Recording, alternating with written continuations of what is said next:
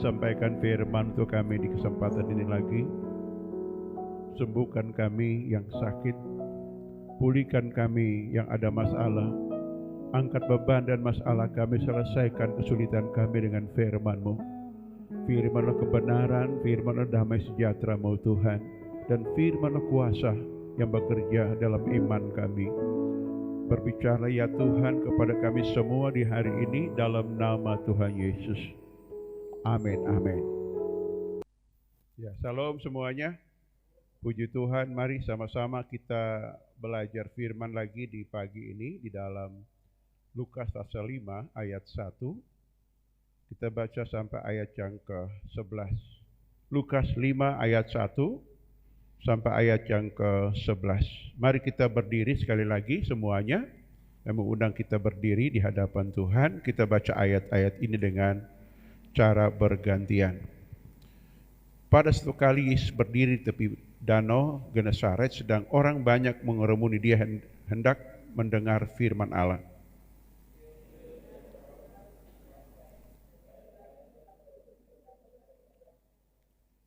Ia naik ke dalam salah satu perahu itu, yakni perahu Simon, dan menyuruhnya supaya dia melenakkan perahunya sedikit jauh dari pantai. Lalu ia duduk dan mengajar orang banyak dari atas perahu.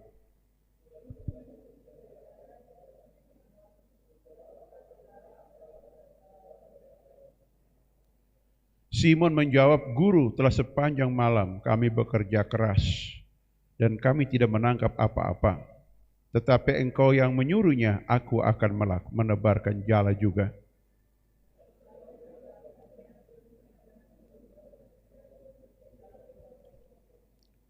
Lalu mereka memberi isyarat kepada teman-teman di perahu yang lain supaya mereka datang membantunya. Dan mereka itu datang, lalu mereka bersama-sama mengisi kedua perahu itu dengan ikan hingga hampir tenggelam.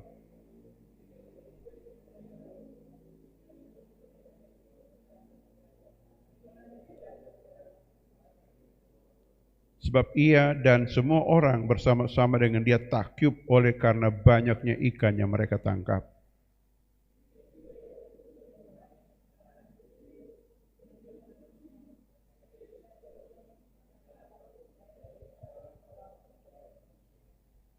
Dan sudah mereka menghela perahu-perahu ke darat, mereka pun meninggalkan segala sesuatu lalu mengikut Yesus. Amin. Silakan duduk.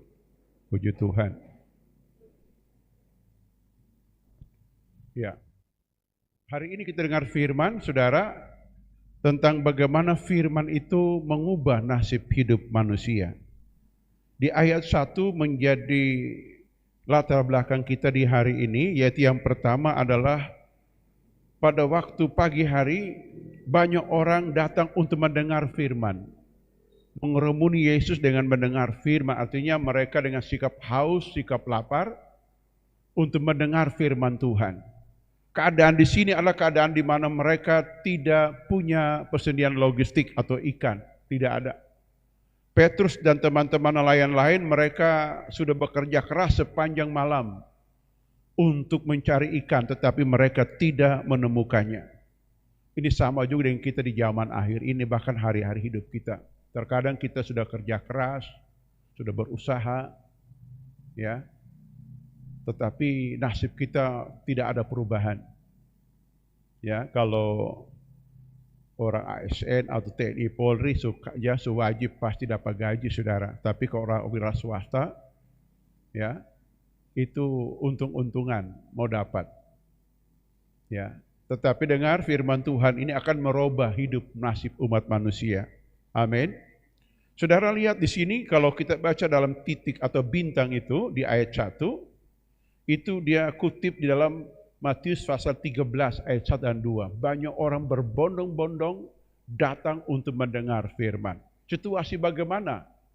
Orang berbondong-bondong ini saudara, di antara semua orang Israel di zaman itu, enggak semua orang suka dengar firman. Ya, mereka lebih suka memuja ya atribut agamawi mereka. Ya, jubah mereka, toga mereka, ya, serban mereka, bahkan saleh ya, atribut yang ada, bahkan ya kakidian, ya tabernakel, segala macam yang mereka ingin puja sebagai suatu gambaran bahwa saya sangat rohani. Dengar, lambang-lambang atribut itu bagus. Ya, tapi lebih bagus kalau firman Tuhan merubah nasib hidup umat manusia. Amin. Nah ini, jadi keadaan bagaimana kita lihat saudara dalam Matius pasal yang ke-13 tadi saudara. Di zaman itu keadaan rohani umat manusia seperti apa? Supaya kita bisa mudah tangkap saudara. Matius pasal 13. Ya. Kita lihat saudara di ayat yang ke-14 dan 15. Maka pada mereka genaplah nubuat Yesaya berbunyi, kamu mendengar dan tidak mendengar, namun tidak mengerti. Kamu akan melihat dan melihat, namun tidak menanggap. Sebab hati bangsa ini menebal dan telinga mereka berat mendengar, mata mereka melekat tertutup, supaya jangan melihat dengan matanya. Saudara perhatikan, ini keadaan rohani sama di zaman Yesaya. Orang-orang najis semua, enggak suka firman, enggak suka kebenaran. Nah oleh karena itu nasib mereka itu susah. Tangkap ikan cuma di danau, masa enggak ada ikan? Di laut lepas boleh no saudara. Ini danau saudara. Jadi ini gambaran bahwa sekalipun danau di muka kita ada danau. Umpama ini Sulawesi Utara ada danau Tondano.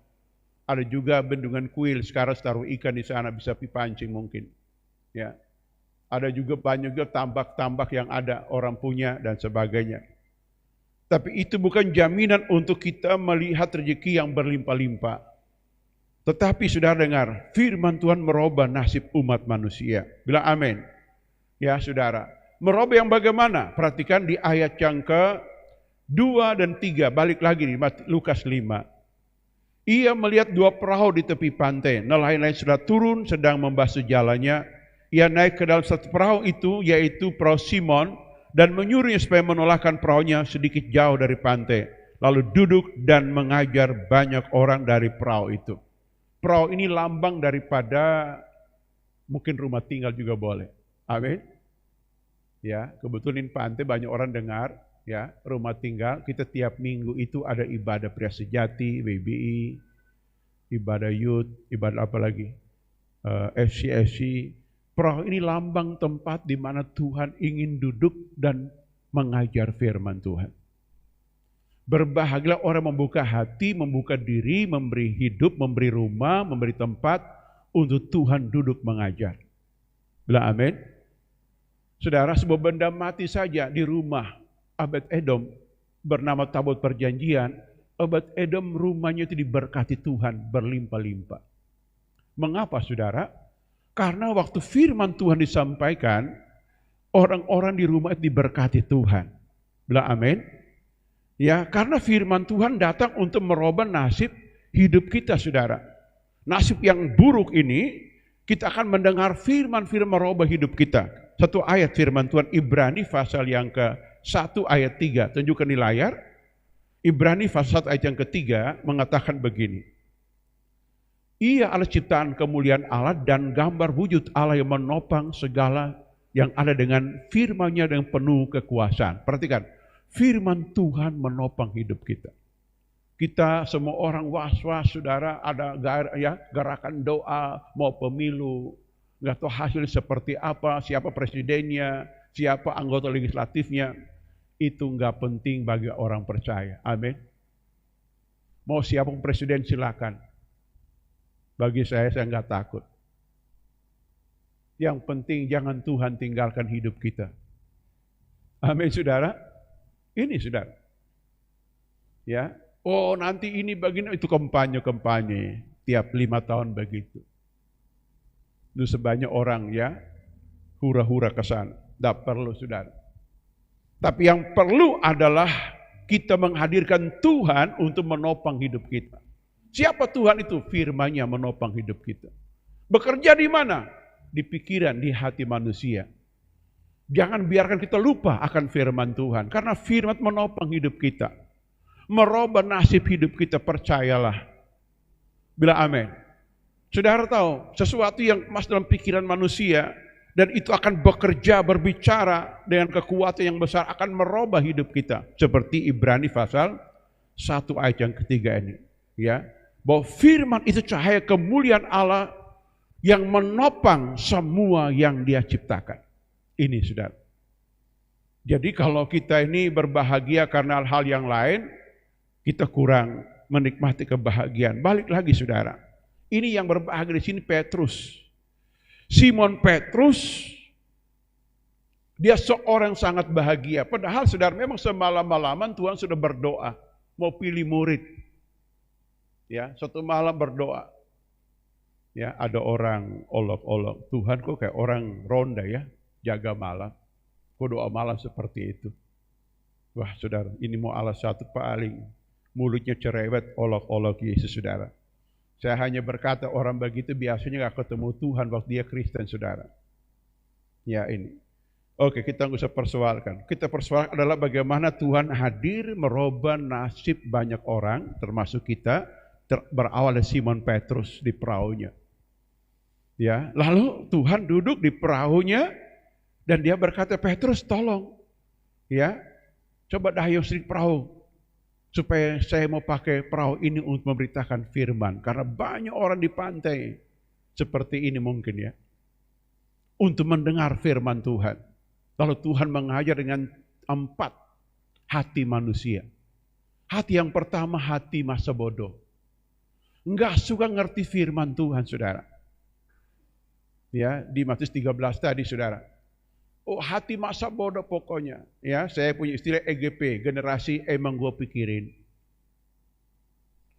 Alkitab mengajarkan bagaimana otak kita diciptakan untuk memahami, mengerti firman Tuhan. Mengerti sesuatu yang belum kita tahu. Kalau kita punya mental, memang aku pikirin, kita tidak akan bisa menangkap apa rahasia hidup di dalam Tuhan. Ini generasi orang-orang yang tadi ya, pikiran tertutup, tidak ngerti apa-apa, itu orang masa bodoh dengan firman Tuhan. Tetapi Tuhan sayang Pak orang-orang seperti ini. Sudah bagaimana Tuhan buka pikiran orang yang model ini. Tuhan akan izinkan namanya kesukaran. Seperti anak bungsu yang hilang.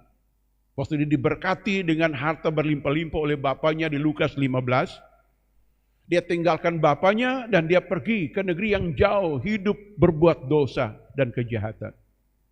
Awal dia dekat dengan Tuhan, ya dengan bapaknya suka menyembah, suka bermohon, suka berdoa, ya dan bapaknya memberkati dengan limpah-limpah. Sudah diberkati berlimpah-limpah, dia tinggalkan bapaknya pergi ke negeri yang jauh. Jatuh dalam dosa. Ini gambaran seorang anak Tuhan, seorang hamba Tuhan, seorang pelayan Tuhan. Hidup diurapi oleh Tuhan, sudah diurapi Tuhan, diberkati Tuhan, dia meninggalkan mezbah. Dia meninggalkan ibadah, dia meninggalkan Tuhan, meninggalkan kebenaran. Dia pergi dan bergelimangan dalam dosa. Tuhan tuh kasih.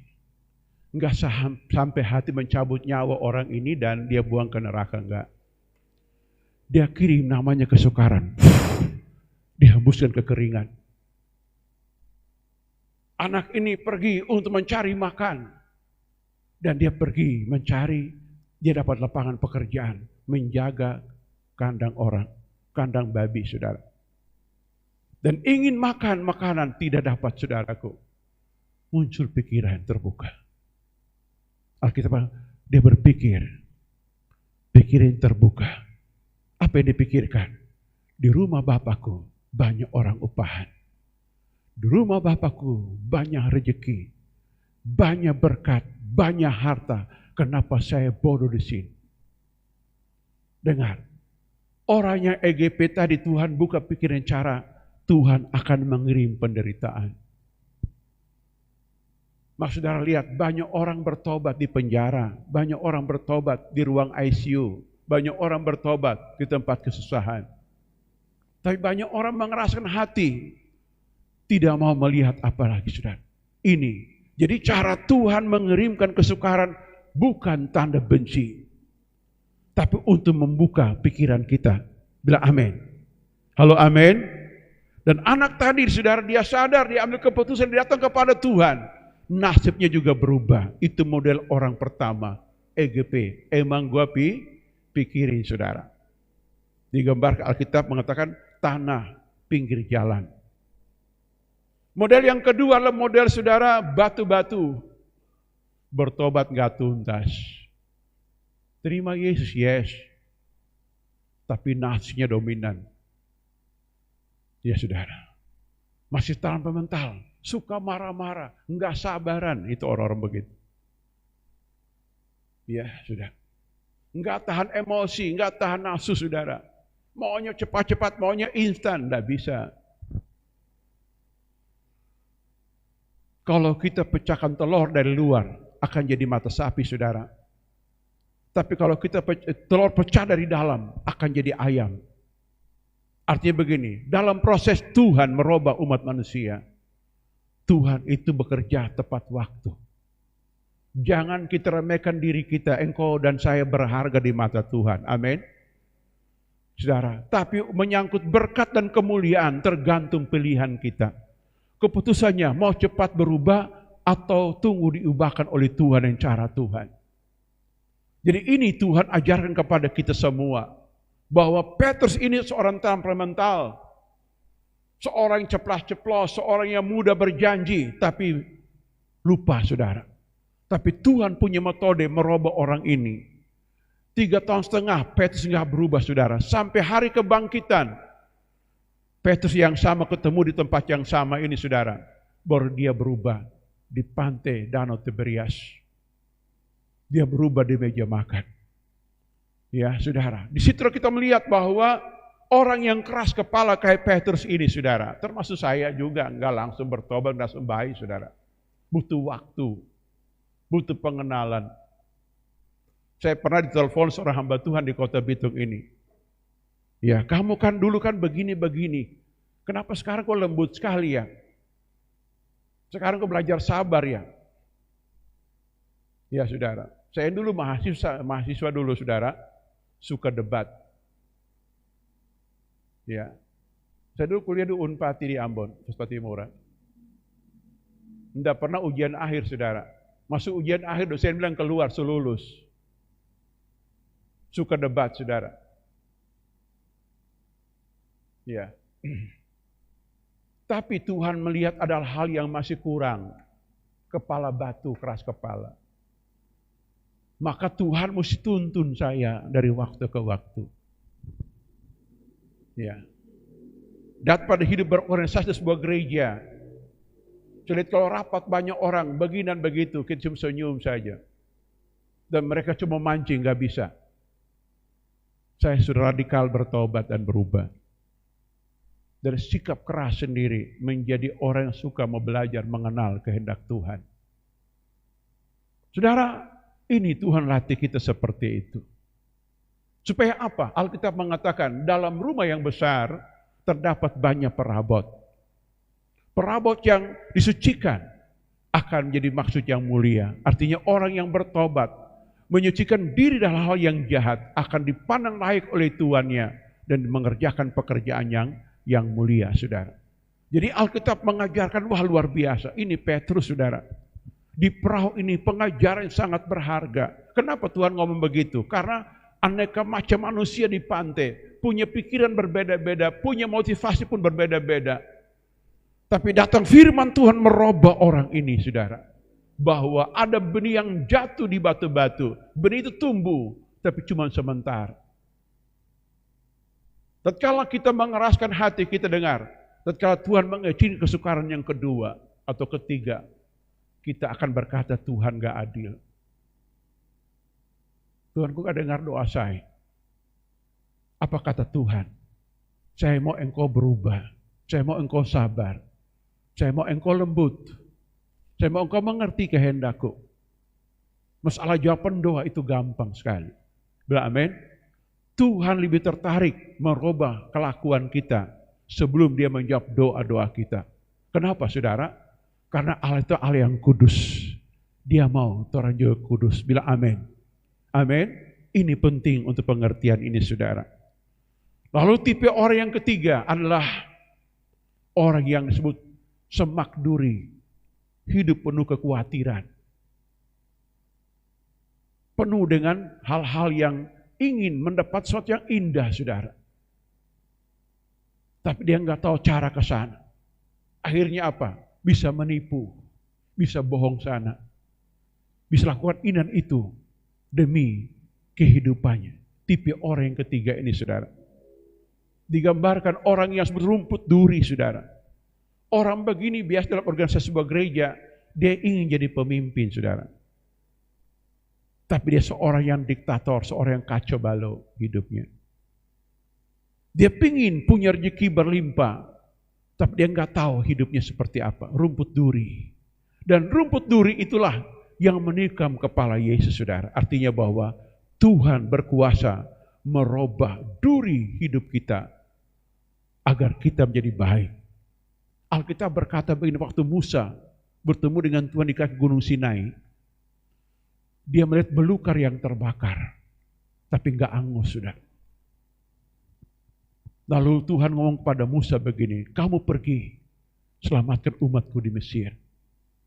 Musa berkata, aku tidak mau, aku tidak pandai bicara. Saudara tahu kenapa Musa menolak? Karena Musa tahu bangsa pilihan susah diatur. Mau hidup enak, tetapi tidak mau diatur, saudara. Itulah rumput duri, saudaraku. Penuh kemuliaan, penuh urapan. Ini kehidupan yang sangat mengerikan. Tetapi dengar, apapun latar belakang kita, Tuhan tetap sayang pada orang. Amin. Almarhum Federico Masio nyanyi begini, lama nian dia nanti engkau, dan dengan sabar menanti, ya, di pintu hatimu Tuhan menunggu. Itu bagian. Ya. Jadi itu firman Tuhan disampaikan dalam tipe yang ketiga ini. Hai orang-orang khawatir, jangan khawatir akan hari esok. Cari dulu kerajaan Allah kebenaran, semua akan ditambahkan kepadamu. Temu dulu raja dan nilai kerajaannya. Pasti kita akan memakai nilai kerajaan Allah mewarnai hidup kita. Saudara, waktu kita bertemu dengan Tuhan dan kita mulai bekerja sebagai seorang pekerja, sebagai anak-anak Tuhan yang benar, kita menjadi garam dan terang. Sekalipun kita harus membayar harga kesukaran. Seperti Daniel di zamannya. Sekalipun dia masuk gua singa, enggak peduli. Saya tidak mau kompromi dengan dosa. Saya baca renungkan tipe Daniel ini saudara. Tadi pagi juga hampir siang saya bangun. Saya sementara duduk renungkan itu Daniel ini. Kenapa di antara semua anak muda Yehuda? Saudara, ditawan 70 tahun dia setia sampai akhir hidupnya saudara. Ternyata kunci hidupnya hanya satu saudara. Itu Daniel. Memohon kasih sayang Tuhan. Itu kunci hidupnya. Bilang kasih sayang. Amin. Hidup kita dipenuhi kasih sayang, saudara. Maka orang tidak akan bisa menyakiti siapapun, termasuk dia orang jahat sekalipun. Dan orang tidak akan bisa memberontak melawan keadaan, tidak bisa. Saudara baca Daniel pasal 1, saudara, waktu kesulitan pertama mereka alami, bahwa raja ingin membinasakan seluruh umat-umat yang disebut orang pandai di Babilonia, termasuk orang Yahudi ini, saudara. Saudara tahu, apa doa Daniel yang pertama? Tuhan, berikan, kami mohon kasih sayang-Mu. Itu hebat, saudara. Kata itu menjadi kekuatan. Walaupun hidup ini pahit, saudara, hidup ini sukar, dengar. Jangan tinggalkan kasih sayang. Amin. Itu modal, saudara. Orang yang ada kasih sayang, Alkitab berkata, Mazmur 133, akan turun damai sejahtera dan sumber kehidupan. Tuhan perintahkan itu, saudaraku. Ini. Daniel punya kata, saudara. Kenapa orang banyak, saudara, berbuat jahat, beranak kejahatan, saudara? Karena hatinya hilang kejahatan. Di dalam anggota keluarga kita, kalau hilang kasih sayang antara bersaudara, percayalah, bertengkar terus sampai habis-habis. Sekalipun gandong, adik kakak bakal lain. Kenapa? Kuncinya hilang kasih sayang. Amin. Halo? Ini, saudara. Ini. Daniel di tengah masa sulit, saudara. Anda bayangkan, saya belum pernah dengar hukuman seorang hakim di Indonesia seluruh dunia. Kami putuskan hukum pidana dengan pidana 70 tahun. Tidak pernah. Paling kuat 20 atau hukuman mati. Tidak pernah, saudara. Tapi Tuhan pernah memvonis bangsa pilihannya 70 tahun dibuang di Babel. Dan ada seorang setia di masa 70 tahun itu. Kenapa dia setia? Karena dia memohon kasih sayang Tuhan. Itu kekuatan. Halo, amin. Halo, amin. Halo, amin. Saudara bilang, ikut saya. Apapun yang terjadi, saya tetap memiliki kasih sayang. Amin. Ini penting dari hidup kita, saudara. Maka kita akan dibuang kemana sih Tuhan suka taruh. Alkitab berkata di padang gurun yang tandus, Tuhan akan rubah menjadi taman Tuhan. Mengapa? Karena ada orang yang limpah kasih sayang di situ. Orang yang penuh hidup kasih sayang, kata Daniel, sudah tahu. Dia akan merubah aturan yang salah dengan cara berdoa dan bekerja dengan baik. Waktu mereka membuat aturan, saudara, bahwa tidak ada seorang pun yang boleh menyembah kepada siapapun kecuali raja. Daniel berdoa 3 kali sehari. Kenapa? Dia tidak mau melawan aturan. Dia enggak punya sifat memberontak melawan kebenaran atau melawan sebuah aturan sekalipun itu salah. Dia melibatkan Tuhan dari hidupnya. Dan apa yang terjadi, saudara? Dia doa. Dalam doanya hukumannya, saudara tahu. Bayangkan, orang suka sembahyang dihukum masuk gua singa. Itu enggak masuk akal hukuman begitu. Ya. Kalau mencuri ayam atau korupsi bolehlah. Tapi kalau berdoa dan dihukum, itu enggak masuk akal, saudara. Tapi kenapa Daniel terima? Nah, itu masalah sini. Kenapa Daniel enggak melawan? Sudah ternyata kunci hidup tadi, kasih sayang tadi, mengalahkan semua kepahitan, semua kemarahan hidupnya. Amin. Halo, amin. Itu, saudara. Kenapa ini penting kita hayati, renungkan hidup ini. Hidup ini keras. Hidup penuh dengan ketidakadilan dan tantangan, saudara. Dan membuat kita kuat. Karena ada kasih sayang Tuhan berlimpah dalam jiwa, dalam batin kita. Tetap sehat, saudara. Saudara coba lihat di iklan banyak video yang beredar di TikTok, di snack, tentang asam lambung, saudara. Dan obatnya muncul-muncul macam-macam. Campur ini, jadi susu begini, minum itu, asam lambung hilang nyap. Saya nggak percaya itu. Saya hanya percaya. Orang kalau hidupnya kasih sayang, asam lambung tidak akan dekat di hati orang yang kasih sayang. Amin. Coba senyum kiri, senyum kanan. Bilang hatiku penuh kasih sayang. Amin. Tidak ada sakit mah. Tapi coba baku benci. Tidak tunggu besok, langsung asam lambung naik sampai otak, saudara. Pusing, langsung kunang-kunang. Halo? Bisa ngerti ini? Ini, saudara. Maka Tuhan ngomong tentang duri ini, saudara. Orang hidup tanpa kasih sayang, saudaraku. Perang di mana-mana, kayak kehancuran di mana-mana. Karena kita hilang kasih sayang. Orang ada kasih sayang, dia pasti suka sembahyang. Dia terima kenyataan, walaupun pahit, dia percaya bahwa sekalipun pahit, Tuhan akan datang menolong dia tepat waktunya. Daud menulis betul, saudara, sepanjang malam ada teriakan, menjelang pagi ada jawaban. Itu dialami oleh banyak orang percaya, termasuk Daniel di gua singa, saudara. Menjelang pagi ada jawaban itu datang. Sepanjang malam teriakan, minta tolong. Oh, hebat, ini, saudara, ini ajaran Tuhan Yesus. yang hebat. Tuhan tahu kita perlu sesuka semuanya. Karena itu jangan pernah khawatir, apalagi mau meninggalkan Tuhan. Bila amin, itu ajaran di perahu, saudara. Lalu hati yang keempat adalah hati yang baik, hati yang subur, hati yang haus lapar akan Tuhan, hati yang dahaga. Benih itu turun firman Tuhan dan dia tumbuh berbuah sampai berlipat-lipat ganda. Ini ajaran, saudara. Saudara tahu apa yang terjadi di sini? Dari firman maka muncul altar calling. Apa altar calling Tuhan di sini? Disebutkan di ayat berikutnya, saudara. Ya, di ayat yang keempat. Setelah berbicara, ia berkata kepada Simon, bertolak ke tempat yang dalam dan tebarkan jalamu dan menangkap ikan. Ayat 5. Simon menjawab, Guru, telah sepanjang malam kami bekerja keras dan kami tidak menangkap apa-apa, tetapi karena engkau yang menyuruhnya, aku pergi menebarkan jalan. Ini altar callingnya, saudara. Kerja keras plus firman Tuhan, pasti ada mujizat. Amin. Amin.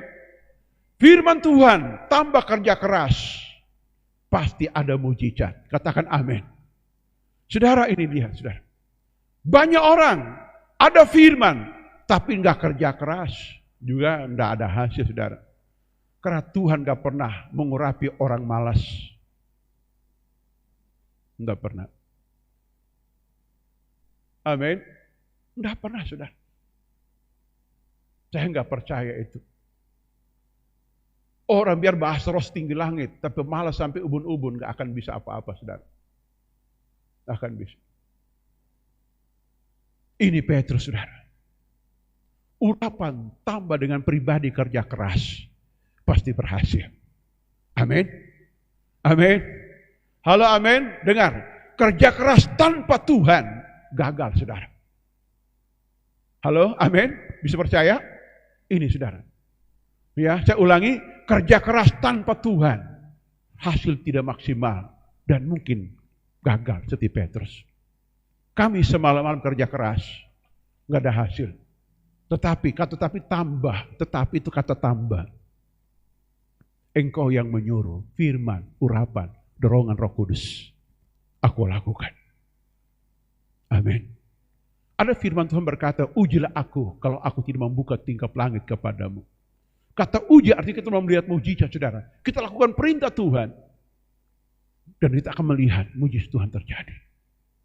Ini, saudara. Tuhan ingin menolong kita di hari ini lagi. Kalau kita sudah bekerja keras tanpa hasil, coba bless Tuhan dan urapannya. Pasti berhasil. Perahu hidup kita akan tenggelam dengan berkat yang berlimpah. Bila amin. Kerja keras tambah dengan firman Tuhan. Dalam bahasa sederhana begini, profesional keahlian tambah dengan kuasa Tuhan, urapan Tuhan. Tuhan pasti buka jalan. Pasti ada mujizat. Ini modelnya. Kita mengerti ini, saudara. Amin.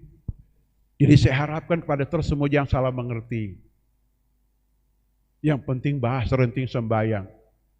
Dan Tuhan buka jalan. Saya percaya Tuhan buka jalan. Tapi kalau cuma ditampak, gimana? Saya beri contoh yang lain. 2 Raja-Raja pasal 7 ayat 1 sampai ayat yang ke-10. Kisah Israel di blokade, dikurung oleh bangsa Aram. Mereka kehabisan logistik, makanan sudah habis semua. Sampai dengan teganya manusia kanibal, makan manusia, saudara. Karena nggak ada makanan lagi, mau apa lagi? Terdengar, orang masih ada Tuhan. Tapi Tuhan punya cara untuk membuka jalan. Caranya seperti apa? Dia menyampaikan firman lewat nubuat. Elisa bernubuat, besok ada makanan. Saya mau tanya, langsung ada makanan? Enggak, saudara. Ada 4 orang kusta duduk berunding. Apa rundingan mereka dengan 4 kata?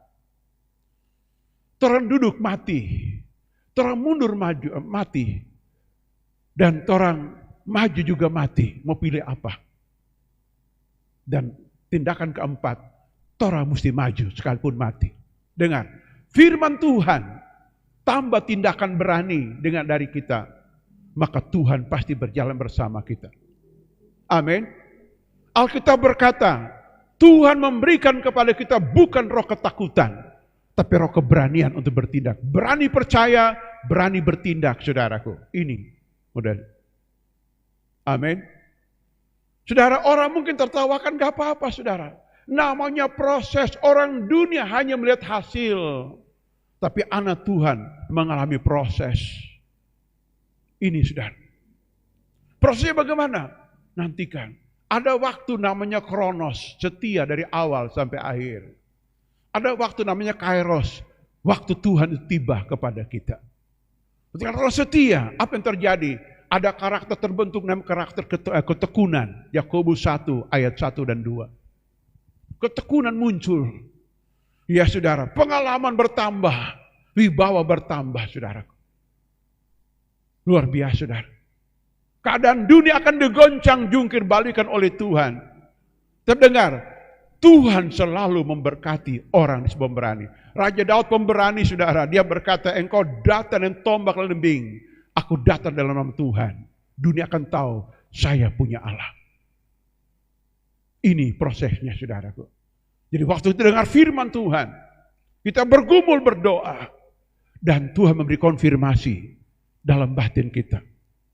Bertindak, berani, maju. Tuhan pasti bersama kita. Amin. Karena Alkitab mengajarkan Allah turut bekerja mendatangkan kebajikan bagi mereka yang kembali kata mengasihi, kasih sayang tadi sudah. Bekerja dengan kasih sayang. Dengar, tergak kerja sendiri. Tuhan bersamamu. Immanuel. Amin. Amin saudara.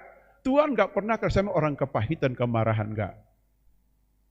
Efesus 3 ayat 40, Efesus 4 ayat 40, 30 berkata, jangan duka citakan Roh Kudus. Apa itu Roh Kudus diduka-citakan? Bagaimana caranya? 31 berkata, dendam, kegeraman, kepahitan tidak boleh. Hidup kita penuh kasih sayang. Amin. Sungguh indah kau Tuhan. Sambung.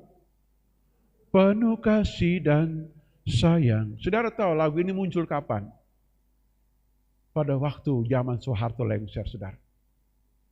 Kepahitan, kemarahan besar di negeri ini. Waktu rezim Soeharto lengser.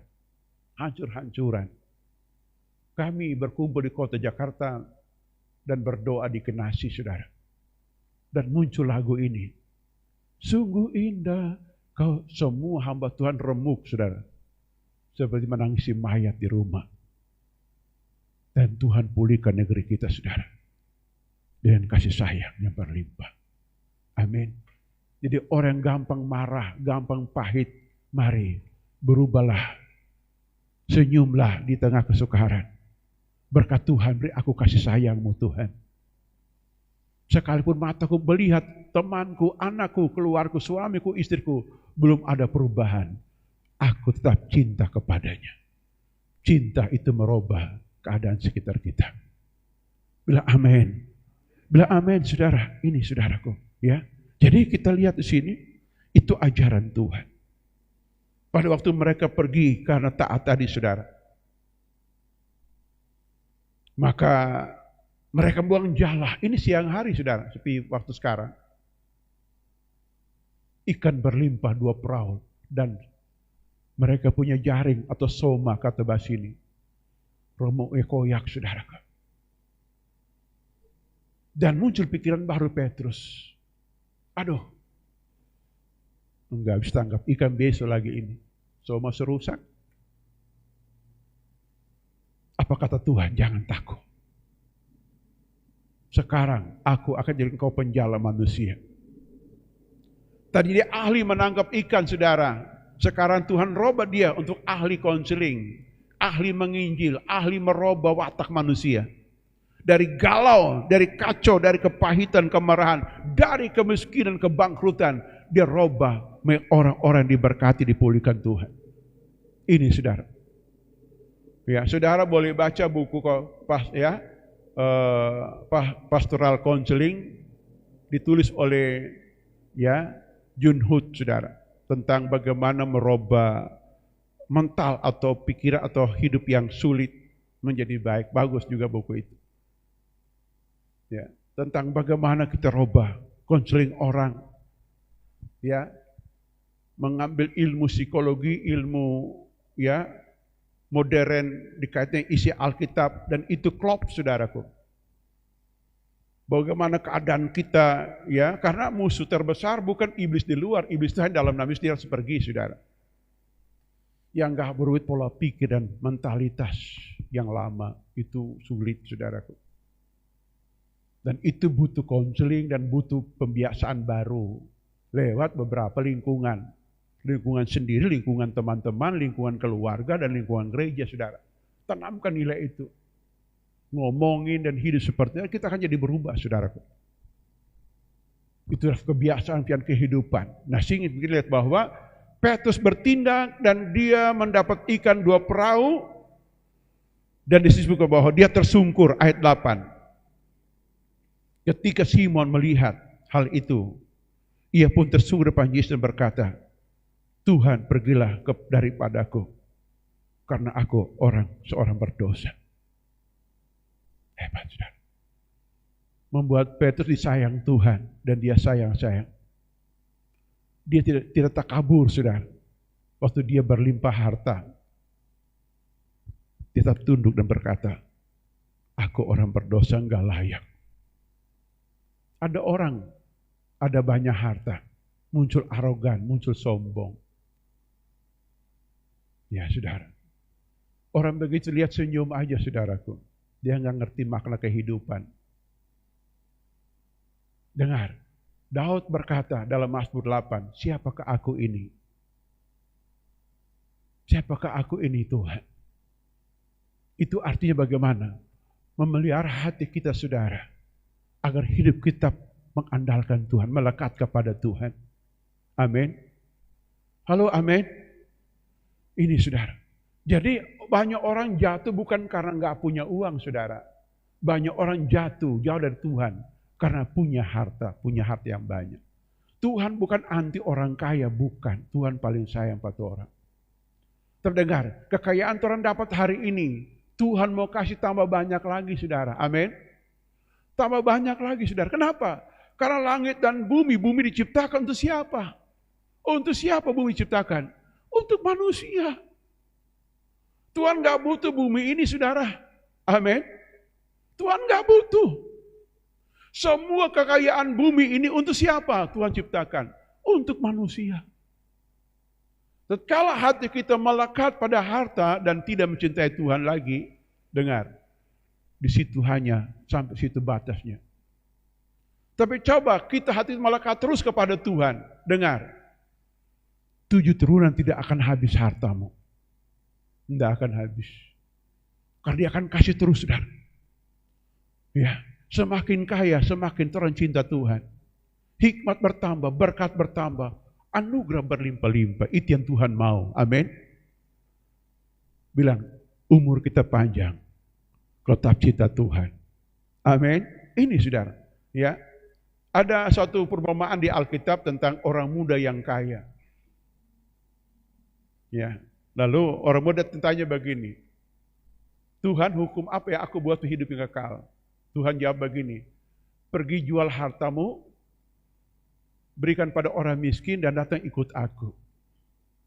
Lalu muncul banyak penafsiran begini, ikut Tuhan mesti miskin. Bukan itu maksud ayat itu, saudara. Ayat itu mengajarkan begini, hartamu banyak, jangan melekat kepadanya. Karena banyak lagi harta Tuhan mau kasih, itu maksudnya. Amin. Saluran, itu maksud. Banyak, saudara.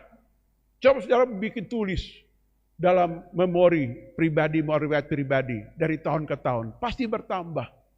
Kalau kita pelihara iman kita, kasih kita kepada Tuhan, bertambah, saudara. Bertambah. Saudara pasti menyasar tinggal di Perum. Kenapa? Gerasi oto kecil.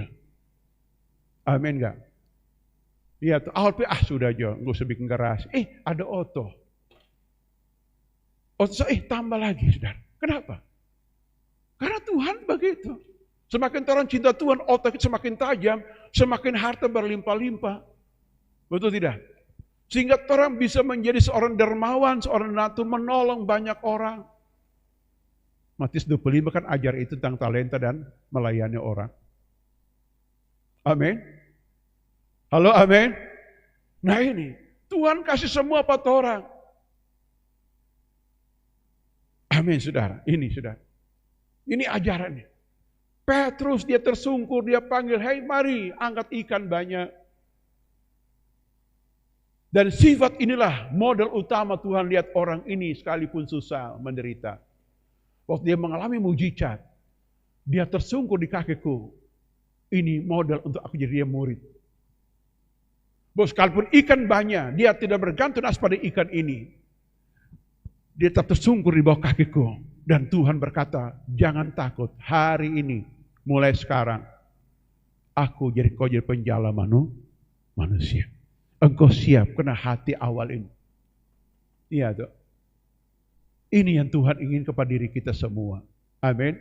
Kita menjadi pelayan Tuhan. Pelayan Tuhan gak perlu jadi pendeta, gak perlu. Gak perlu, saudara. Tapi berbuat baik aja, menolong banyak orang saja. Itu Tuhan pasti memberkati kita. Bila amin. Ini penting di hidup kita, saudara. Jadi ajaran ini menolong kita di tengah kesukaran. Ingat, kesimpulannya, pertama, kita masih punya Tuhan. Buka hati, buka telinga, buka pikiran, buka perasaan untuk menerima firman Tuhan. Amin. Ini penting, saudara. Untuk mendengar firman Tuhan, mesti mengerti dan berkata, "Tuhan, jamah hatiku, jamah pikiranku, jamah perasaanku." Engkau tinggal nyanyikan, "Yesus jamah segenap hidupku." Ini, saudara. Yang kedua, kalau hati sudah bersih, Tuhan akan taruh perintah dalam hidup kita. Pergi mancing ikan, artinya pergi bekerja, pergi berkarya. Perasaan berkata, "Mana bisa, saya sudah bekerja sekuat-kuatnya." Dengar, profesional kita, keterampilan kita, keahlian kita, plus tambah urapan Tuhan. Itu akan menghasilkan banyak mujizat. Apa tidak kita bayangkan Tuhan sediakan bagi kita. Halo, amin. Ini sudah sungguh dahsyat, luar biasa. Ya. Yang ketiga, kalau engkau hidup dalam kelimpahan, tetap sayang dan cinta Tuhan. Amin. Hati semakin mengasihi Tuhan. Kenapa? Langit dan bumi diciptakan, terutama bumi ini, diciptakan untuk kita kelola, untuk mempermuliakan namanya. Selalu ada raja jahat di samping Abraham, di samping Musa, di samping siapa lagi, Daud dan sebagainya. Tapi orang-orang ini melihat perbuatan Tuhan yang besar lewat diri orang-orang anak Tuhan. Itu artinya bahwa kesulitan itu membuat Tuhan dimuliakan dalam hidup kita. Bila amin. Halo, amin. Dan yang keempat adalah mari terus berbuat kasih kepada sama kita. Dan kalau Tuhan minta, mari setia melayani Tuhan. Tuhan pasti memberkati kita.